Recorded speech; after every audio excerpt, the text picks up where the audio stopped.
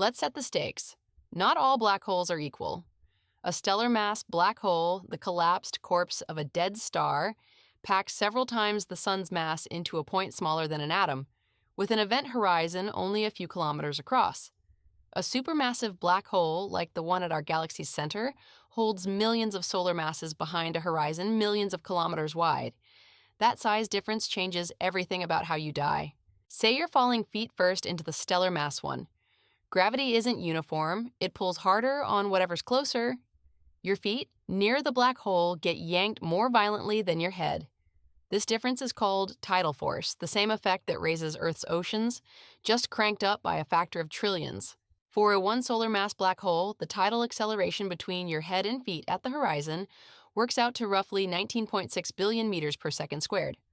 For comparison, that same stretch on Earth's surface is about 0.0055 meters per second squared. You would be shredded down to your subatomic particles long before you ever reach the horizon. This is spaghettification. Your body stretched lengthwise and squeezed sideways until it's thinner than a strand of pasta, then torn apart at the level of atoms and eventually the particles inside them. Around a small black hole, this happens while you're still hundreds of kilometers away. Now try the supermassive version. Fall toward the black hole at our galaxy's core, about 4.3 million solar masses, with a horizon roughly 12 million kilometers out. There, the difference in pull between your head and feet is only about 0.02%. You'd cross the event horizon feeling completely normal, no pain, no warning, nothing. But someone watching you from a safe distance sees something entirely different. As you approach the horizon, gravity slows your clock relative to theirs.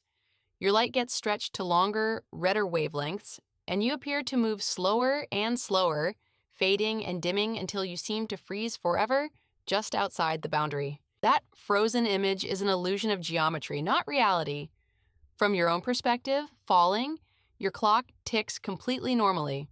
You slip across the horizon in a finite, ordinary amount of time. It's just that the light carrying news of your crossing can never climb back out to reach anyone outside. Here's a myth worth busting.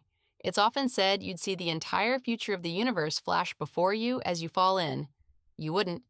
Because light also has a speed limit inside the horizon, only a finite slice of the universe's future ever catches up to you before you hit the center. You get a preview, not the whole show. Once you cross the horizon, the geometry itself flips. Falling toward the center is no longer a direction in space. It becomes a direction in time as unavoidable as tomorrow. There is no orbit, no thruster burn, no physics that lets you turn around.